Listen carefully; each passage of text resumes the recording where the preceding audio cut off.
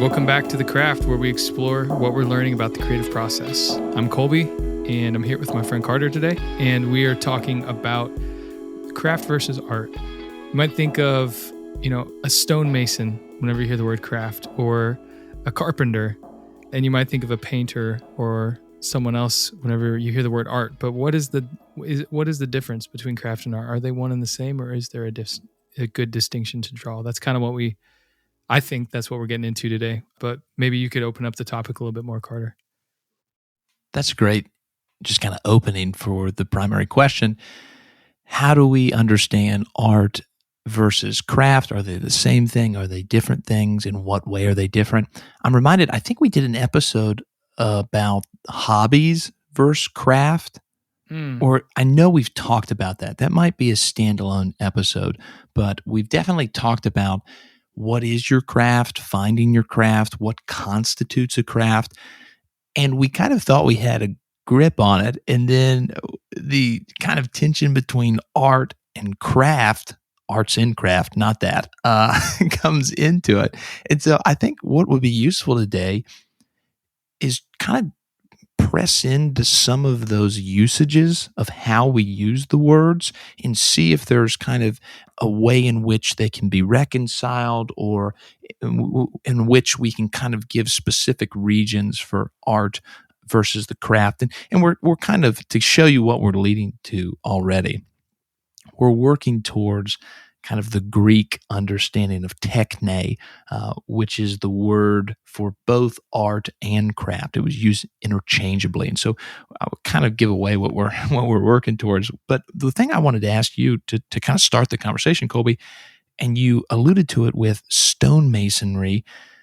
When you think craft, what are some of those kind of word association? What comes to mind immediately? And then another way to kind of ask that would be, what doesn't come to mind? And so maybe the first one being, you hear craft, what would be kind of a normal usage for it?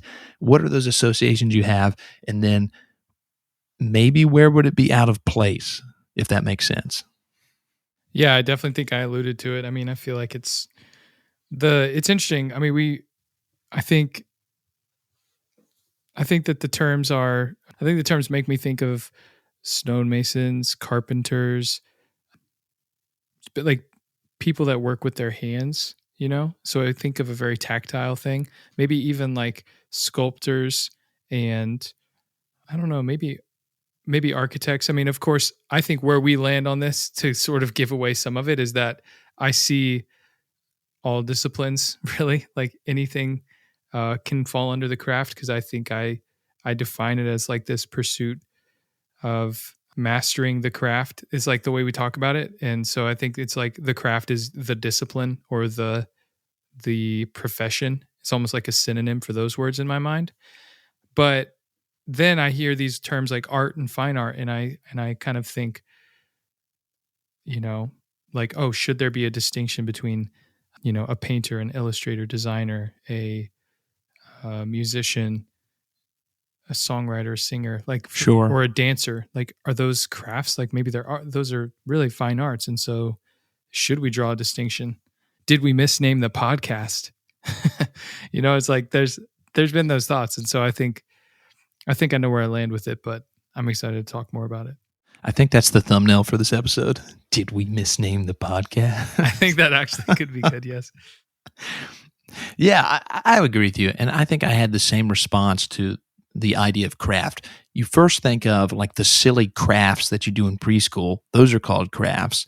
But then there's the very different kind of word of craftsmanship. Like you pick up something, you're like, oh man, this has got some serious craftsmanship went into this. And in some ways, it's almost like a statement about the quality of something. Mm-hmm. And I agree with you. I think there's this process that's invoked with it, because you say, I'm going to craft something, right? You craft a song, or you craft a table, or you craft some work, and there's some product there. But you don't really use art in the same way. Like you don't art something Like you create art, but there's not, it seems like this process aspect, and it seems to be more of like a noun in this way. And so you can do something artfully, right? Someone can be cooking and you're like, man, to them, it's an art. But you don't say they're like arting cooking or something, where you would say they're crafting a delicious meal would be much more natural. And so, that was one of the things that I was thinking about is this distinction between, and you already mentioned it here, the craft representing something of a process where art seems to be right. And now we're trying to define what art is, but it's something in which it's related to beauty in a way that's not just arbitrary. And so here I think Roger Scruton is so helpful. He talks about if art is just completely wide open, it can be anything. Anything can be art. Well, then really we're just saying you look at some things and I look at other things.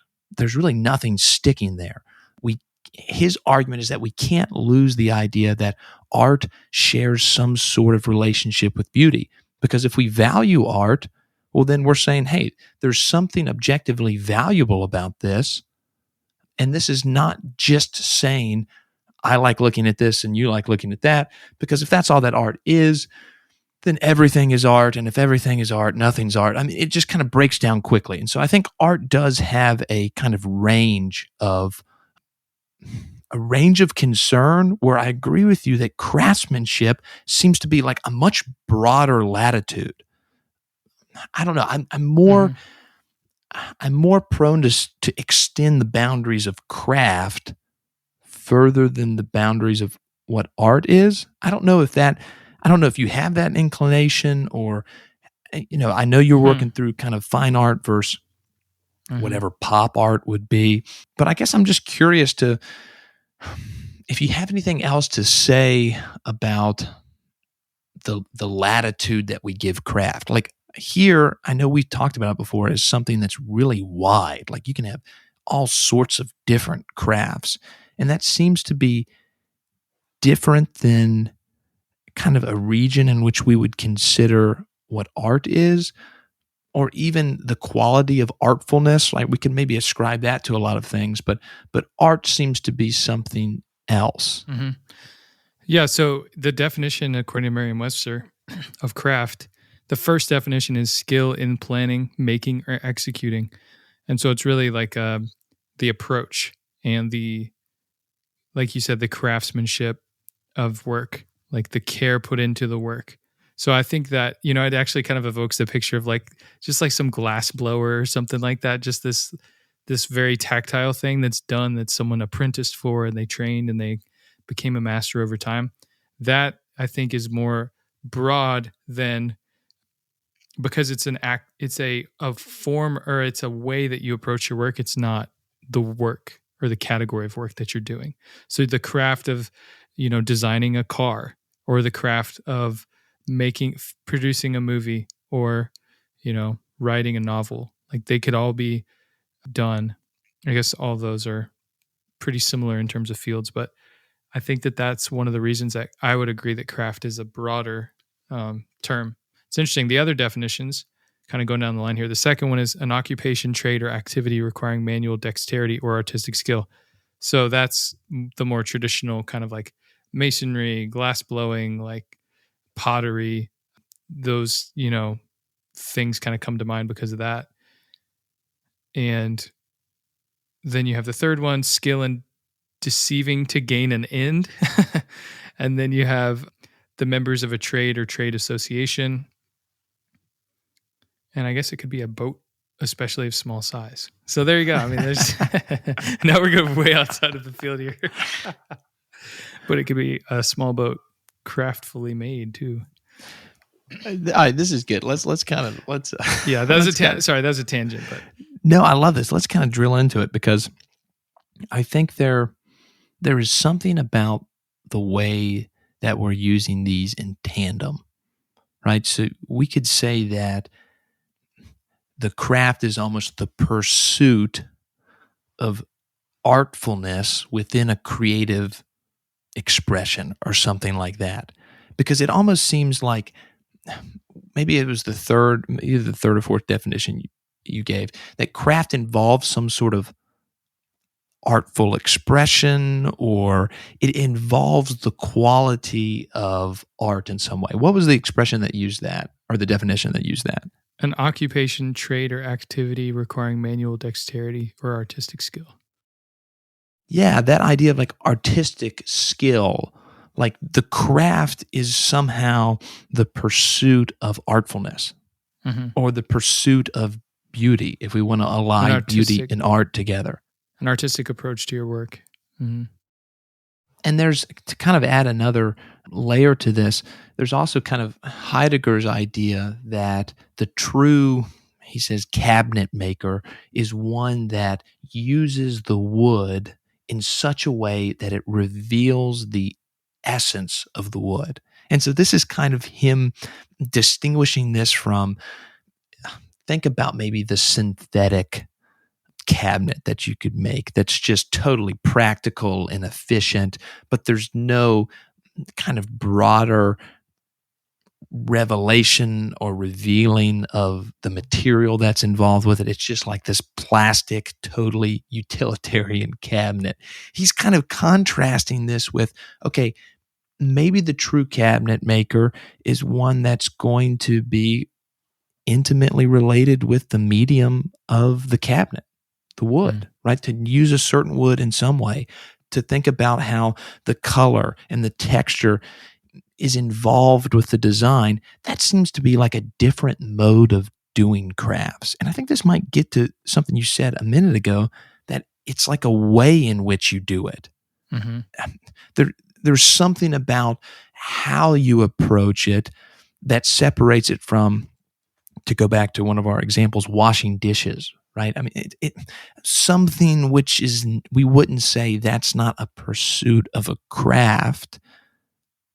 I don't know what I'm getting at here, but I do like the idea that there's something about a craft which is a way of doing something. And so maybe the question is like, what is that way? Is it trying to be faithful to the material that you're using? Is it trying to cultivate a certain aesthetic? I don't know. Yeah. So how do you define like what we've defined what the craft is, but how do you define that level of quality that kind of defines something being done with craftfulness? That's probably not a word, but done skillfully, like a craft. Yeah, that's a great question. I mean, I think it's the pursuit, like it's a never ending pursuit of growing more and more perfect, but it's never going to be perfect in this world. It's just a pursuit of reaching beyond where you are now, where you're able to go now. And so I think I think the image to get practical is like, the amazing Netflix documentary, Hero Dreams of Sushi, where he's, I think at the time the documentary was filmed, maybe like 80 years old. And he's been doing nothing but making sushi for 40, maybe 60 years. And he's still every day, he's like, it's not good enough yet. And I don't think it's like a hopeless, it's not good enough yet. Yeah, But it's exactly. like I'm hungry still. After all these years, I'm still trying to improve the way that where we shop for the meat or the fish, and how it's cooked, and how it's or not cooked, how it's cut, and how it's plated, and how it's the kitchen cleanliness, the what is it, mise en place, is that the word? And all of these aspects are still being worked on, like after 60 years, let's say. That evokes to me the idea of a pursuit of excellence that I think marks a craft. Yeah, that's a great example. I think to think about that, the craft is the making of the sushi and all the different iterations and lessons that he's learned. But it seems like if we want to apply art to food, right, the moment that the piece of sushi touches down on the plate, that's the art. So I think there's, I don't know. The presentation is the art. Is that what you're saying? Or well, not the presentation, but more of like the fulfillment of the act of craft is the art. So let me play it out a little bit more. I don't know if I want to say product, but the sushi that he's able to create in this metaphor is the art. The craft is his making of the sushi, or his ability, his skill, his pursuit of making better and better sushi. The craft and somehow is the handmaiden, or the house that's serving the art. So the craft of painting, your painter ability to manipulate colors and textures and perspectives, the craft of painting would be in service to the art, because the art would be, right, the painting when it's finished, when it's hung. So I think the craft is not ever static. Like, I think some art is done. The Mona Lisa is hanging up there. Whatever painting you want to say, if it's there, if it hasn't been stolen, or whatever those crazy conspiracy, maybe not, rumors are. But there's something static about the art being there, where the craft it never rests almost. Like, it's So, always, like you said, going. Jump in there. okay, so there's this quote from Tolstoy that I have written down that is it's a definition of art. So I think this will be interesting to see if it kind of like fits into what we're saying here. And I think this is great because this episode is an opportunity to like just define like what is the craft all about, and why, how do we think about it, and what that kind of is the background for every conversation in the podcast. So I'm really excited to be talking about this. It might feel a little bit more academic that we're getting into these details, but I think it matters for the name of the podcast and just everything we're about here. So here's the Tolstoy quote: "To evoke in oneself a feeling one has experienced, and having evoked it in oneself, then by means of movement, lines, colors, sounds, or forms expressed in words, so to transmit that feeling that others may experience the same feeling. That is the activity of art." So, like, to paraphrase that, because it's long and confusing, it's like having a feeling, wanting other people to feel it, using your medium of expression to make other people feel what you felt. That is art. And that's pretty interesting because it totally ties into what we're talking about here. So would you say that is this in agreement with what you're saying, or is it, I don't know, play it out a little? Yeah, that's interesting. I remember I actually came across that quote in an aesthetics course that was trying to get at, what art is, what it does. And immediately almost the qualifications like start to arise. So you're like, okay, what if I feel this way and I just tell you that? That's not quite it. There's this act of that Tolstoy's talking about, that it's the almost inception of that same feeling within you, not just processing it intellectually. I could tell you, hey, I'm lonely and I'm melancholy. And it's not just you being able to process that. There's something different that happens when I write a stanza, that when you read it, or draw a picture, and that would not be what I do because it's horrible. But yeah, let's go back to write a stanza in which you read it, and there's this like incubation of melancholy. And then there's somehow like transmission of more than just like the data. Carter is melancholy, or Carter feels melancholy. There's this very deeply interpersonal and communal element of Tolstoy's definition, that art involves a community. And I think that in a lot of ways that's compelling, that there's the subject in me that's reaching out to a subject in another person, and not transmitting something, because I think that's kind of a Mm-hmm. crude way to understand it, but asking and trying to help someone else come along you and recognize this thing, however nameless and indeterminate and undeterminate it is, and get to a place of mutual recognition. I mean, I think it's a beautiful definition of what art is. Yeah. I mean, it's that feeling of hearing a song and being like, they wrote this for me. Like, I feel heard, or I feel seen by this song as if I could have written it, because it's evoking I mean, maybe that's slightly different than his definition here, because that's more like, but I think if I have a feeling and experience in my life and I create art and then I share that with other people and they have also had an experience like that, then you are going to directly, it's another version of the same thing, which is just making them feel like this art is making me really feel the same way that you felt when you wrote this song or when that thing happened in your life. Like I feel like we have such a deep connection. You know, it's that shared experience. It's like a form of empathy lived out through music or painting or words, a poem, a novel. It's a really cool idea that just that art has the power to do that, you know?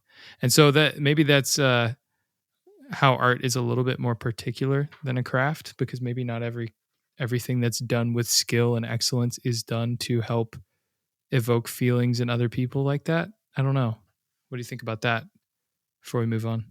One of the things I'll just kind of add, if my recollection serves me, Tolstoy also allows this definition to help him understand how to evaluate art. So, successful art, quality art, is quality in its ability to inculcate that feeling in others. So, bad art would be that which does not do it, right? It Mm. doesn't, you don't look at it and are brought into that place that the artist is trying to express.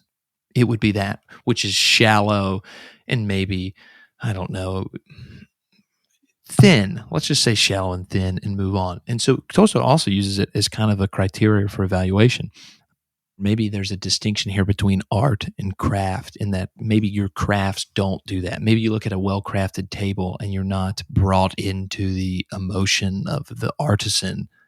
See, I just used artisan. Should I have? Is it a crafts, is it a crafts person? Like, what is it? But maybe that's a distinction. I really do like the idea, and maybe you could say something to this if you've got any sort of, I don't know, some place here you want to latch onto. But the idea that the craft is somehow not the product, or the craft is somehow the action, and the art is the result or the quality. Like we would say, that's an artful design. And they were artful in their way of communication, right? We would say it's got some sort of quality to it. And the ability to do it is the art of X, right? The art of public speaking, the art of whatever.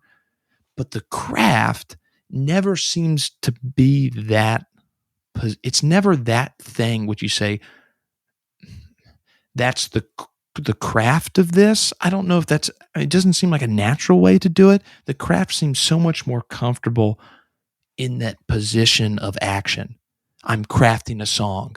I'm crafting X. I'm crafting a sonnet. I'm crafting a non fiction essay, right? I don't know. Anything there Yeah, that. to me, sorry to just jump right in. To me, the idea of the craft, like the craft of music, for example, the craft of music production, let's say, I hear almost like the process of music production, or the process of music production in pursuit of mastery or skillfully done. You know, it's like an approach to discipline. That's kind of what comes to mind for me. Whereas maybe the the art of music production, you know, in that sense, I think that I hear those words pretty synonymously, if I'm honest. But I think that the distinction is, like you said, I think it's the Tolstoy quote's really helpful to say the craft of music production is the pursuit of doing music production in the most skillful way, getting better, becoming a master, and knowing. And I want to talk a little bit about what that looks like in a minute, and because I heard a really good definition of that recently that inspired me. But that's kind of what I hear in craft. Whereas the art of music production, or the art that music production produces, is something that ideally it makes you feel something that is real and isn't cheesy and half baked or, you know, underwhelming. Because then, according to Tolstoy's definition, it's kind of failing to be good art. So I think that seems to be, I feel, a pretty good landing the plane on those definitions, even though they're not going to cover, they're maybe a little simple. Like, I think it's helpful for me to think of art as the thing that's more communicative and evokes a feeling from one person to another, and then craft being more of this pursuit of becoming a master. Yeah, I think that's a nice delineation. And I think in some ways they do collapse kind of on themselves. Would you like me to read that Heidegger quote? It might be helpful to do Yeah, that I was here. going to bring that up. I think that it would be great too, because you texted me this the other day, and I was really amazed by it. But could you read it again to remind me? Yeah, sure. So Heidegger writes, and this is in Poetry, Language, and Thought. Yes. The Greeks, who knew a bit about art, used the same word, techne, for craft and art, and call the craftsman and the artist by the same name, technites, tektes. I don't know how it's technites, or it's technetes. I don't know how the Greek would say that, but it thus seems advisable to define the nature of creative work in terms of its craft aspect. Close quote. And so here, it's just a really cool etymological idea that techne carried for the Greeks this idea of both the craft, the working out of it, the craftsmanship, and also the artist. And they were kind of subsumed and they were so intertwined together.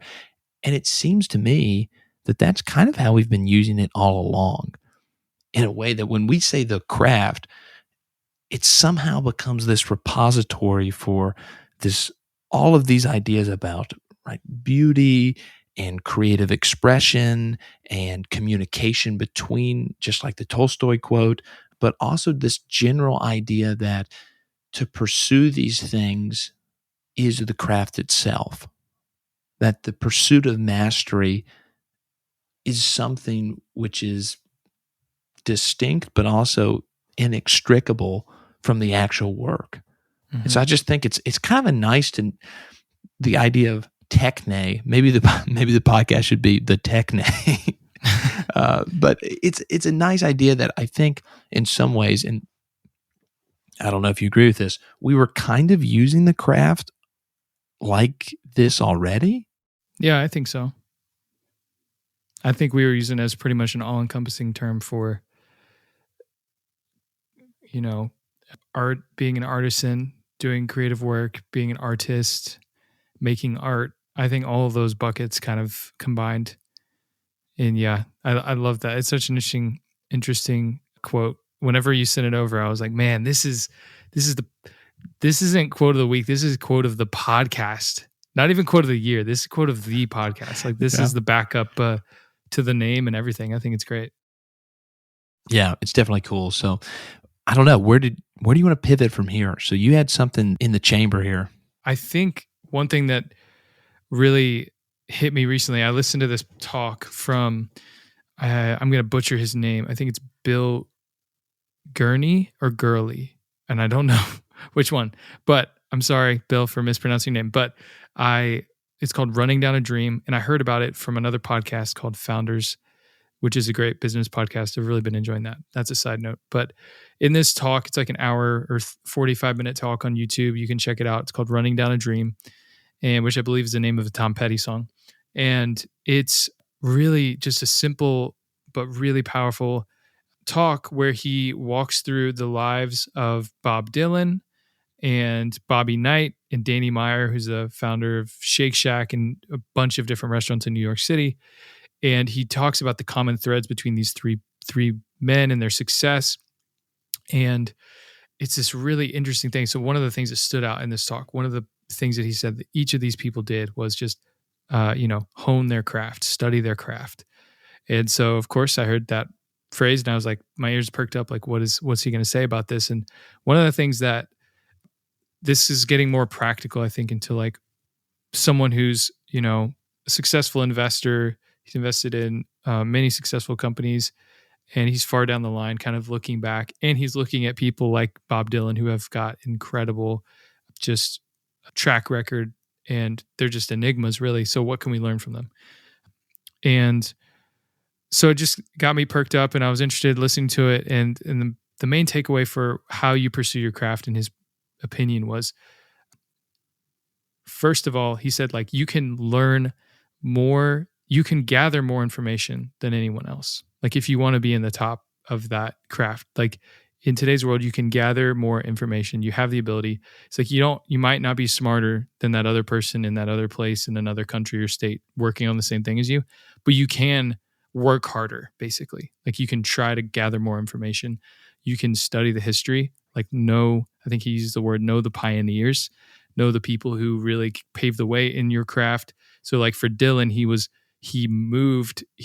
had $10 in his pocket and he hitchhiked from, like, I think it was Minnesota to New York. And in New York, he goes to the center of folk music, and he just sits and he just studies, and he's in these bars late at night just studying the other folk musicians. And the way that Bill talked about it, he's like, nobody knew more about folk music at the time when Dylan started doing it than Dylan. And that really inspired me, because I was like, man, there's so many producers that I don't know about. There's so much history that I don't know about. There's so many, tools I don't know about, and techniques, and, my music theory is a little rusty. So it just got me really excited to kind of go back to that sort of beginner's mindset of like collecting information and listening and reading and digging into the history of things. And basically like study as the first step in the pursuit of craft. And then of course there's practice, there's drills. We just did an episode on that. There's finding mentors, finding peers to share your secrets with and learn from. Those were two of the other things that he talked about. And, but I just wanted to share that, kind of get your thoughts on that idea. Like, what stood out from you in all of that? I got really fired up when I heard that. I love it, man. I mean, the idea that you can go out and learn is so powerful. And the thing that kind of was a connection for me in my class that I'm teaching this semester, one of the things that I talked about last week was how the research world is so almost like mind-numbingly different than it has been for the long arc of human history. So, like, for example, wow, in 200 years ago, in 1800, so after the Revolutionary War, only about 12% of people in the world could read or write. Let that just sink in for a minute. So around 200 years ago? Yeah, around 88% of the world was illiterate at that time. So in 1820, kind of another statistic, 17% of the world was enrolled in some sort of formal education. Only 17% of the world enrolled in some form of formal education. What do you mean by formal education? Is that like in an elementary actual school or high school or college? Just in a type of school that's set aside as a educational institute. Wow. Huh. So it's the idea that, okay, even reading and writing, which we take as like just totally normal, right, they're not or haven't been the primary mode of history over the last millennia. It's been oral traditions. And so first off, we don't have to be around a storyteller or someone who's got all this knowledge memorized. We can read and write. And so that should pretty much floor us. Secondly, it's not that long ago that you could hardly get your hand on a book. In the 19th century, you would hope that there's a loaning library that you could go in and maybe get access to a volume of something that you were interested in. We take kind of the existence of just books that are available and financially achievable for most people for granted. I mean, books were something like, they showed a mark of wealth that you could afford to buy something like a book. Take it even further, just to right before the dawn of the internet, if you had to find something, you had to go to the library, you had to get in the card catalog, you had to go get a physical copy of whatever you were trying to learn and learn from it. And so tracing this up to today, now the problem is not that, can I get my hands on the information? The problem is I've got so much information that's just inundating me.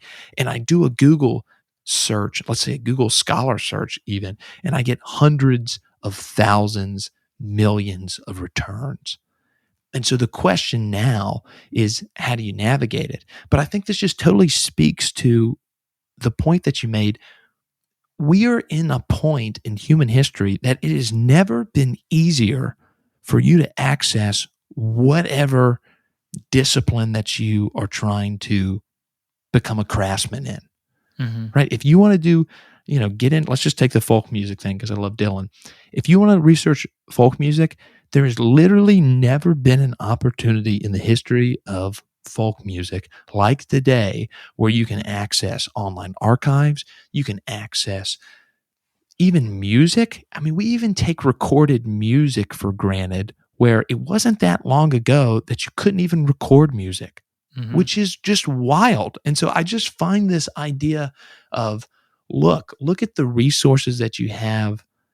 And one of the ways that you can, I don't know, make up for not having natural talent, if we want to say that there's, I mean, yeah, there's instances of natural talent, but you can certainly go learn more than everyone else knows about the history of folk music or whatever your craft is. Those are some things that just hit my mind right off the bat, that we just live in such an exceptional time to be able to go and learn stuff. I mean, it's just kind of, it's Mm-hmm. mind boggling.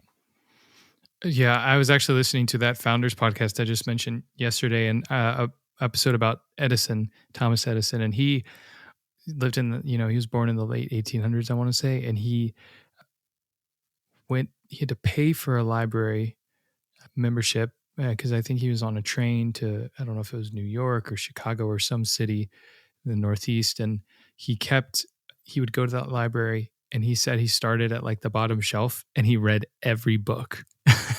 Which I think would just not be possible today, like based on the number of books that have been generated in the past 200 years. But still, that ferocity of reading and learning in someone like one of the greatest inventors of all time, like that's pretty mind blowing.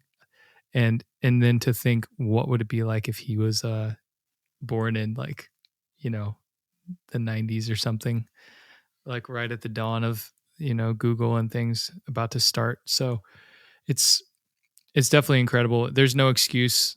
That's what he said in the talk, is like, you no longer have an excuse to not go out and learn these things. It's just, will you take the time and learn? And so I've got like a list of producers that I really want to like dive into learning, like the history, and just trying to go back to those roots, listening to more podcasts, trying to read, trying to listen to and learn, watch videos, and just keep learning. So I was really just re-inspired by that. That's crazy. Yeah, that's really inspiring. I think sometimes maybe we know that the information is out there, and then so we don't sense the urgency to go learn it. Maybe Yeah. like if I wanted to learn something about X, I could Google it. I can look it up online in some sort of resource. I can use a database from the university. So because it's out there, maybe it's so easily accessible. I don't need to go get it now. But it's kind of a neat shift to say, like, no, go and get this and add this to your kind of repertoire of knowledge. Because like we've said before, it's hard to develop a style unless you know what's, preceded you. Definitely.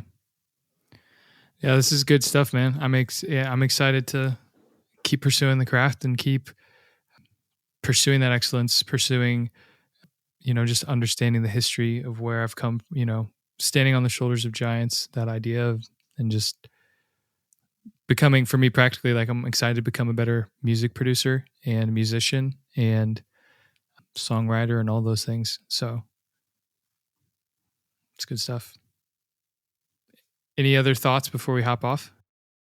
I think this has been a good discussion. So to summarize, we're looking at the craft, we're looking at art as really closely intertwined. The craft may be giving more emphasis towards the process, the pursuit of mastery and of excellence. The art giving more of a intonation of a quality, of a product, of something that speaks your subjectivity to another. But we're seeing that they're right there, weaved together. And then also the idea of knowledge and developing the craft and developing art is something that is, dependent and oftentimes, necessitates going out and learning. I think that's really inspiring stuff. Yeah, and I think it related. We mentioned this earlier, but I looked it up. We have a episode number 11. It's called Finding Your Craft, and it really ties into this conversation because it's all about what is a craft versus a hobby, or like how do I know what passions that I have that I should actually pursue to really for the long term to get better at, or should I just leave it as a hobby? Because I think that's totally fine. If you don't want to become a, like world's greatest chef, you don't have to. That can be a hobby. You can enjoy baking. You can enjoy whatever. So that's another side of this conversation, that you don't have to pursue everything in your life with that intensity of like knowing the pioneers and like, you know what I mean? Like, Exactly. There's some things where it's okay to Google it. I don't know. You can make a chicken dish without knowing the history of culinary treatment of the chicken.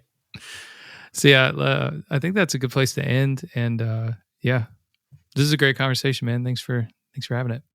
Do we have a quote of the week? I kind of feel like it's the Heidegger one, if anything, but we could throw one in here. I don't know. No, it's weird on these episodes where we do like two quotes because I'm like, we could pull one out, but I don't know. I feel like you hit us with the Tolstoy quote, which is, a heavyweight, and then the Heidegger quote's also a heavyweight. So I think we just need to let them go back and listen to those, or let those sink in. Yeah, I think that's good. Go replay those. That's all we got for today. Awesome. Well, I think we're out.